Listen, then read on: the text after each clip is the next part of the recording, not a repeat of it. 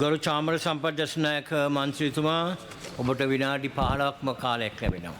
ගරු මුලාසනේ කතානායකතුමනි මෙතන மந்திரிவரைக்கும் சும்புன் விபாட்சிகள் என்ன சும்புன் சொல்றது நாங்கள் தெரியாது கதாநாயகத்துமா சும்புன் විපක්ෂේ සුම්බුන් කියන එක අපි දෙමළෙන් දන්න පොඩ්ඩක් දෙමළෙන් කියලා දෙන්නකො සුම්බුන් කියන්නේ මොකක්ද? ඉතින් ඒක නිසා මට කියන්න තියෙන්නේ දේව වස්ස සුකාලේන සස්ස සම්පatti හේතුච්ච පීතෝ භවතු ලෝකෝච රාජා භවතු ධම්මිකෝ. රට පාලනය කරන මිනිස්සු එච්චර හොඳයි නම් එක පැත්තකට සත්තුන්ට බොණ්ඩ වතුර නැහැ නියංගේ මිනිසුන්ට බොණ්ඩ වතුර නැහැ ඊළඟ පැත්තට නාය යනවා වහිනවා දිට්ටා එනවා ඔන්න ඔක තමයි රාජා බෞද්ධ ධම්මිකෝ කියන්නේ. ඉතින් ඒක එච්චර හොඳයි මේ රට පාලනය කරන අය එච්චර හොඳයි වගේ කියලා හිතනවා. ඉතින් ඒක නිසා ගරු කතානායකතුමනි මම මේ වෙලාවේ කියන්න ඕන මේ ඊයේ පෙරේදා නීතිඥ සංගමේ දැන් මේ ශ්‍රම වාසනා ගැන කතා කරන්නේ. මහ පොළ ශිෂ්‍යත්වයේ රුපියල් 400 මට මේ ළඟදී කෙනෙක් කියනවා විශ්වවිද්‍යාලයේ හිටපු කෙනෙක් අපි රුපියල් 400න් අඩු කාලා සම්පූර්ණ කන්නේ රුපියල් 2.50ට අඩු කෑවලු. අඩු කාලා රුපියල් 200ක් ඉතුරු කරලා ඒක JVP ගිණුමටලු දැම්මේ. ඒ කියන්නේ අඩු කාලා රුපියල් 2 අඩු. අඩු කියන්නේ බත් එකේ භාගේ රුපියල් 2යි. මට මේ විශ්වවිද්‍යාලේ හිටපු ඒ කාලේ හිටපු කෙනෙක් කිව්වා අඩු කාලා රුපියල් 2 අඩු කාලා රුපියල් 200ක් දෙනවා මේ පක්ෂය අරමුදලට. පක්ෂය හදන්න. ඒව හදපු ලාල්කාන්ත ගෙවල් දෙකක් හදනවා.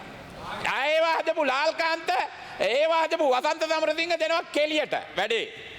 ඒ මිනිස්සයා මට කිව්වා මේ කොළඹ මිනිස්සෙක් ජිම් එකේදී මට කිව්වා අපි අඩු කාලා ඉතුරු කරලා අන්න ඇවිල්ලා බං අරුන් සුද්ධ කරනවානේ කියලා.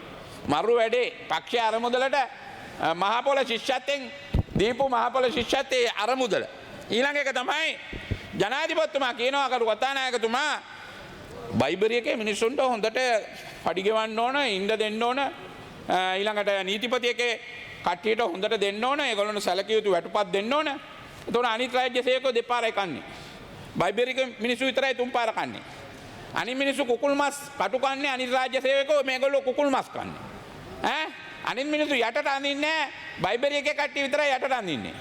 අනිත් රාජ්‍ය සේවකයෝ මේ කියනවා ඊළඟට නීතිපතියකේ කට්ටිය කස්ටම් එක දැන් බලන්න කතානායකතුමා දේශීය දැන් රටේ මුදල් එකතු කරන ආයතන තියෙනවා පළාත් ආදායම් දෙපාර්තමේන්තුව දේශීය ආදායම් දෙපාර්තමේන්තුව ඊළඟට සුරාබදු දෙපාර්තමේන්තුව ඒගොල්ලන්ට නෑ විශේෂයක් මේක මේ කස්ටම් එකට විතරක් 140ක් කස්ටම් එකට 140ක් දෙනවා මේ මොනවාද මේ එකතු කරාම ලාභෙන් 140ක් දෙනවා කස්ටම් එකට. එතකොට කස්ටම් එකේ මිනිස්සු කරන්නේ අතන කස්ටම් එකෙන් එතන 140ක් ගන්නවා. මෙතනින් බඩු එළියට දානකොට සම්තින් එකක් ගන්නවා. බඩු එළියට දාලා සම්තින් එක අරගෙන ආය ගෙවල් වලට පැනලා බිස්නස් කරනවා. වෙළඳ ව්‍යාපාරිකව වටන්නේ එහෙමයි. දැන් ඉස්සරහට වෙන්නේ කස්ටම් එකේ කට්ටිය මුදලාලිලා වෙනවා මුදලාලිලා හිඟන්නු වෙනවා. මේ රටේ මුදලාලිලා හිඟන්නු වෙනවා කස්ටම් එකේ මහත්තුරු මුදලාලිලා වෙනවා. මොකද අතනින් ගන්නකොට සම්තින් එකක් අරන් එළියට දාලා ආය ගිහලා ටැක්ස් ගහනවා. ඩෙමරේෂන්ද මොනවද ගහනවා. ඉතින් ඒ වගේ මාර රටක්. දැන් රාජ්‍ය සේවකෝ මේ කාටද? එතකොට කස්ටම් එකේ කට්ටියයි නීතිපති එකේ කට්ටියයි එතකොට මේ කවුද නීතිපති කස්ටම් ආය මේ මොකද ඔන්න කීප දෙනෙක් විතරයි ඒගොල්ලන්ට මොකද්ද මේ අල්ලස් එකේ වටෙන් එන්නේ පොල් පැලේ කණ්ඩ අපි දන්නවා. වටෙන් ඔයා පොල් පැලේ කණ්ඩ මේ බයිබරි එකේ කට්ටියට සන්තෝෂන් ටිකක් දීලා වැඩියෙන් පඩි ටිකක් දීලා අනිත් ඒවා ගිරේ දාන්න ඒ වගේම නීතිපතියකට ටිකක් සන්තෝෂ කරලා මේ මොකද්ද කස්ටම් එක සන්තෝෂ කරලා යන ගමනකට මේලා හැත්ති වෙන්නේ. අනිත් රාජ්‍ය සේවකෝ මතක තියාගන්න 90% මේ රටේ රාජ්‍ය සේවකෝ ඡන්දේ දුන්නේ මේ මාලිමාවට. හැබැයි ඕගොල්ලොන්ට අරගොල්ලොන්ට දෙනේ වගේ දෙන්නේ ඒගොල්ලන්ට කුකුල් මාස් ඕගොල්ලන්ට කුකුල් මාස් කටු අනිත් රාජ්‍ය සේවකෝන්. ඒ විදිහට තමයි මේ වැඩේ කරගෙන යන්නේ. ඉතින් මේ වෙලාවේ ගරු මේ කතානායකතුමා මෙතන සමන්ත විද්‍යාරත්න මන්ත්‍රීතුමා හිටියා ගියා ඇමතිතුමා බලගල්ල ඇමතිතුමා ගියා. අද ප්‍රශ්නයක් මයංගනේ ඉස්කෝල 36ක වැඩ බලන විදුහල්පතිවරු මයංගනේ විතරයි මේක රටේම තියෙනවා. වැඩ බලන විදුහල්පතිවරු 36ක් හෙට ගුරුවරුන්ට පඩි ගෙවන්නේ. ඇයි වැඩ බලන විදුහල්පතිවරුන්ට ඌව පළාතේ ආණ්ඩුකාරයා ඒ මිනිස්සුන්ට 2500ක් ගෙව්වා. මේ බයියංගනේ මේ රිදී මාලියක්ද මේ සමන්ත විද්‍යාරත්න මහත්තයා ගමේ. කන්දේගම කියන්නේ සමන්ත විද්‍යාරත්නගේ ගෙදර මේම නම් උඩ කන්ද මුදුනක තියෙන ඉස්කෝලයක්. ඊළඟට රිටිගහරාව. ඊළඟට දික්කෙන්දයාය. ඊළඟට ගල්පෝරුවය. මේ වගේ ඔක්කොගෙම වැඩ බලන විදුහල්පතිවරු හිටියේ. මේ වැඩ බලන විදුහල්පතිවරුන්ට රුපියල් 2500ක දීමනාවක් දීලා අපි තියා ඉන්දියා. දැන් මොකද කරන්නේ? මේක නීති විරෝධී කියලා ඒ 2500 නැවත අය කරගන්න යනවා. එතකොට හෙට විදුහල්පතිවරු කරන්න යන්නේ විදුහල්පතිවරුන්ගේ ගිණුමට තමයි සල්ලි දාන්නේ ගුරුවරුන්ට. වැඩ බලන විදුහල්පතිත් විදුහල්පති. හෙට පඩි ගෙවන්න ඕනේ ඒ ගිණුමෙන්. ඒ ගිණුමෙන් පඩි ගෙවන්න හෙට විදුහල්පතිවරු එක්කෙනෙක්වත් අත්සන් කරන්නේ නැහැ. පඩි නැහැ. පළාත් සභාවේ ඉස්කෝල මම මේ මයියංගනේ කිව්වේ මේක මයියංගනේ නේ වැලිකන්ද මඩකලපුව අම්පාර ඔක්කොම මයිංගම්මාන වලින්නේ මේ වැඩ බලන විදුහල්පතිවරු. දැන් ආණ්ඩුකාරයා කියනවලු බදුල්ලේ ටවුමේ 36 65ක් ඉන්නවා. ඒ 65 දාන. යයි මයියංගනේට බම්බුව තමයි මයියංගනේට විදුහල්පති ශ්‍රේණිධාරී විදුහල්පතිවරු යන්නේ. තල්ලු කරලා දැම්මත් යවා ගන්න බෑ. ඒකේ හින්දා දැන් මොකද්ද කරන්න යන්නේ? අරගොල්ලෝ හෙට පඩි ගන්න 7 වෙනිදාට යතුරු අරන් එනවා ඔක්කොම ඉස්කෝලවල වල.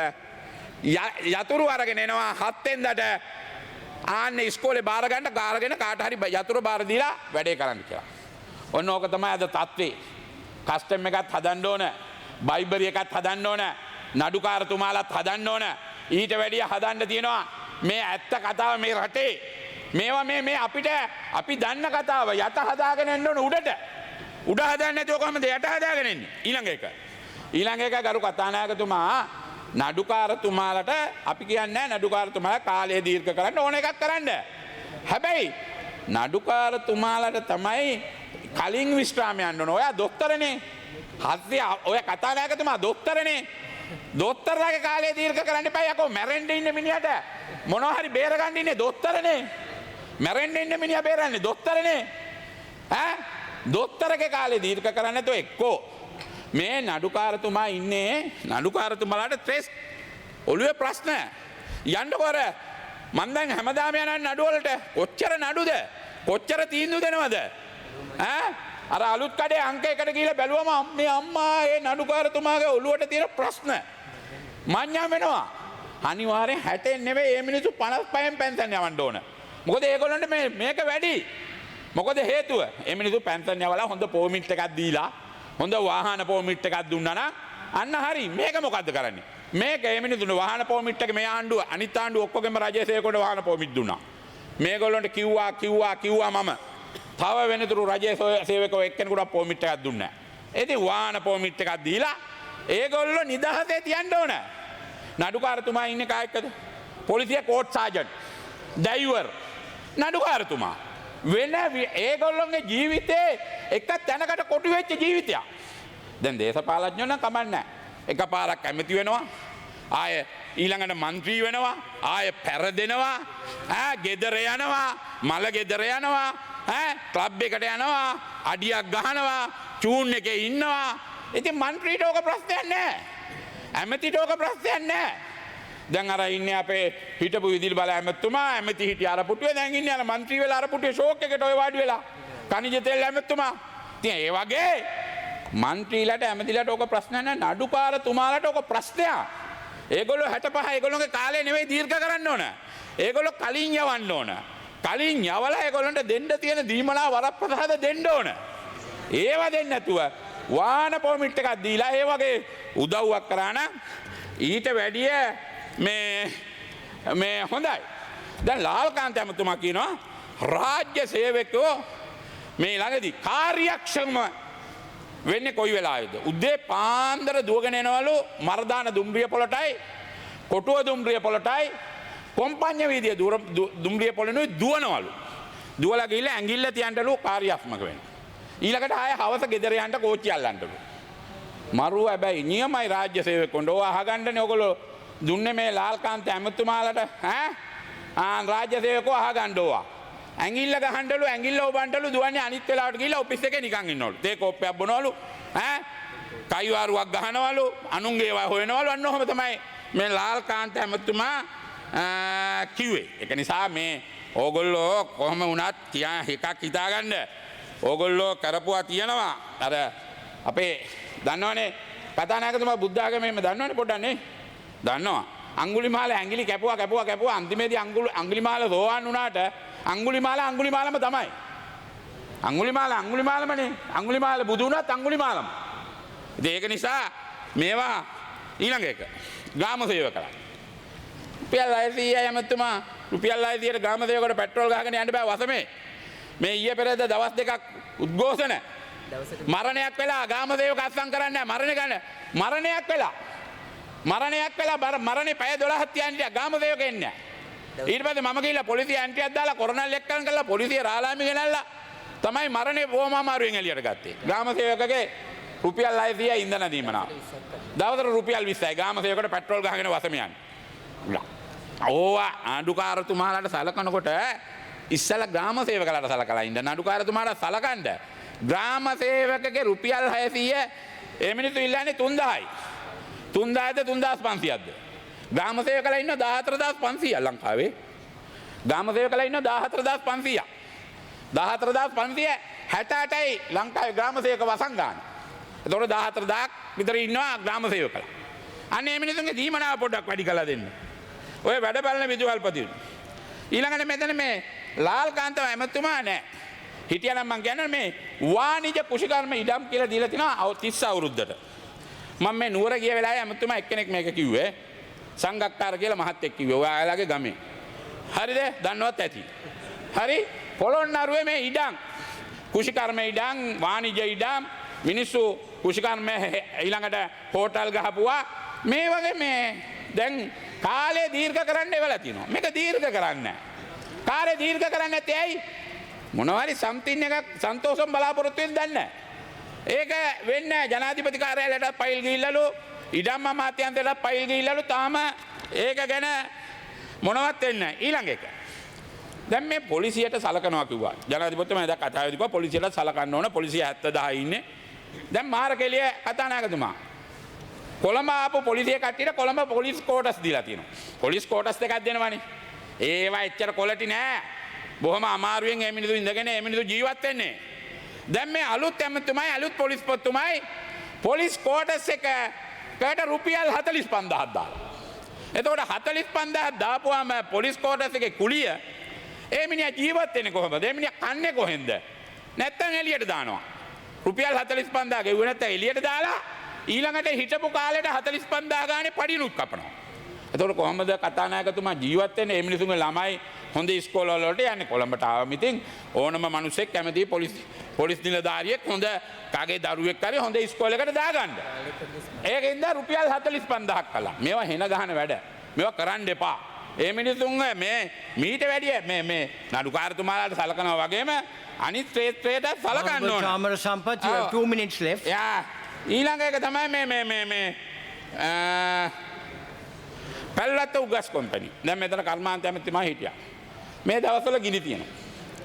පැල්ලත්ත උගස් වලට ගිනි තියෙනවා මේ දවස්වල. උගස් වලට ගිනි තිබ්බම ඒකේ රුපියල් 3000ක් කපනවා. ඔන්න ඇමතිතුමත් ඉන්නවා. මොනරාගල ඇමතිතුමා ඉන්නවා නැතන. අහගන්න. රුපියල් 3000ක් කපනවා කෙලින්ම ටොන් එකකට. ටොන් එක රුපියල් 3000ක් කැපුවම අර මිනිහට ඉතුරු වෙන්නේ නැහැ.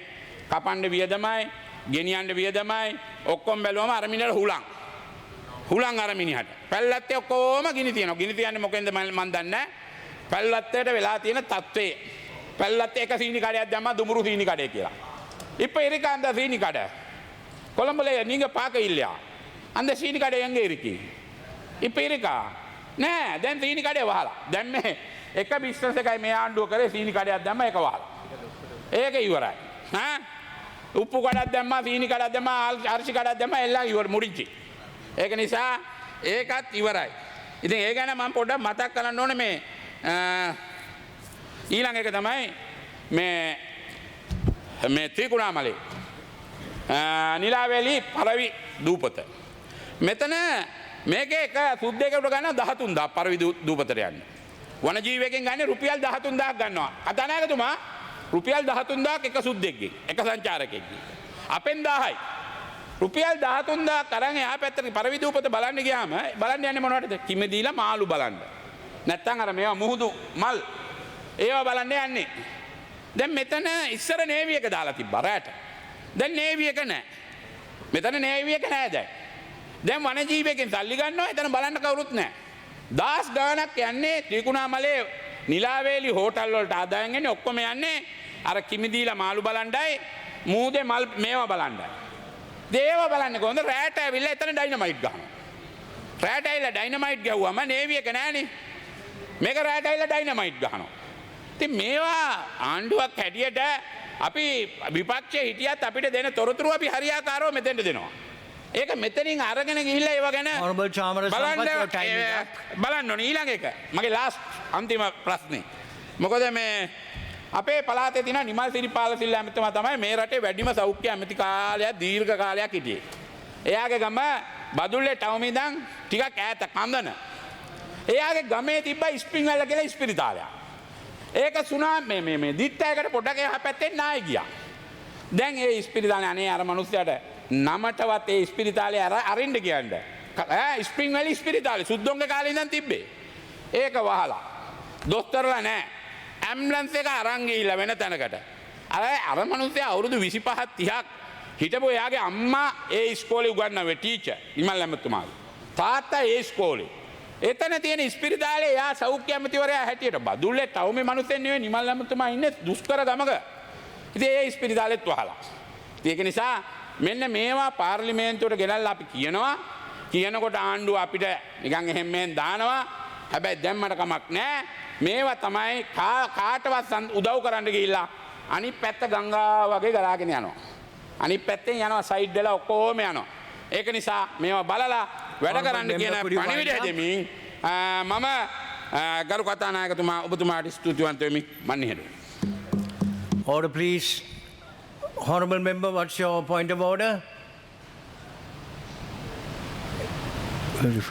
කතානායකතුමනි අපේ චාමර සමත් ඇමතුමාගේ නම කියපින්ද මම කියන්නේ දැන් මේ වැඩ බලන විදුහල්පතිවරු සම්බන්ධයෙන් ඇත්තටම ඔවුන් යම් සේවාවක් කරා. ඒකේ කිසි ප්‍රශ්නයක් නැහැ. ඔය කන්දේකම කුකුලාපල ඒ පැත්තේ ගතත් අති දුෂ්කරම පාසල් වල ඒගොල්ලෝ වැඩ කරා තමයි. හැබැයි පහුගිය ආණ්ඩුව 2016 දී මේ පත්වීම් දෙනකොට ඒක විධිමත් ක්‍රමයකට දුන්නේ නැහැ. ඒක විධිමත් ක්‍රමයකට ඒ කියන්නේ විදුහල්පතිවරු බඳවා ගැනීම ක්‍රමවේදයක් තියෙනවා. විභාගයක් තියලා එක්ක පත්වීම් දෙන්න තිබුණා.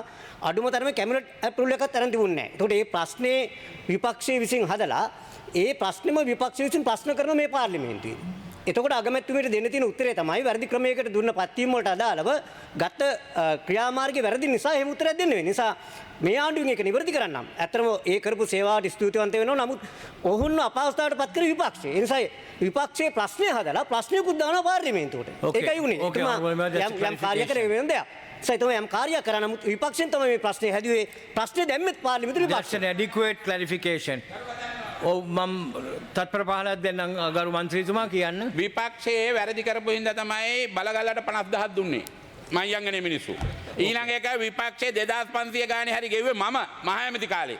ඒකට වැරදි නෙවෙයි ඔයත් අත උස්සලා තියෙනවා. මං හැන්සාඩ් එක ගෙන්නම් පළාත් සභාවේ. Okay. ඔයයි සමන්තයි දෙන්නම 2500 දෙන්න හැන්සාඩ් එක අත උස්සලා Honorable තියෙනවා member, we have to Jayawardena. suspend මං ගෙනල්ලා sitting for පෙන්නන්න. lunch. Order please. The ongoing proceedings of this house shall stay suspended until 1 p.m. for the lunch break.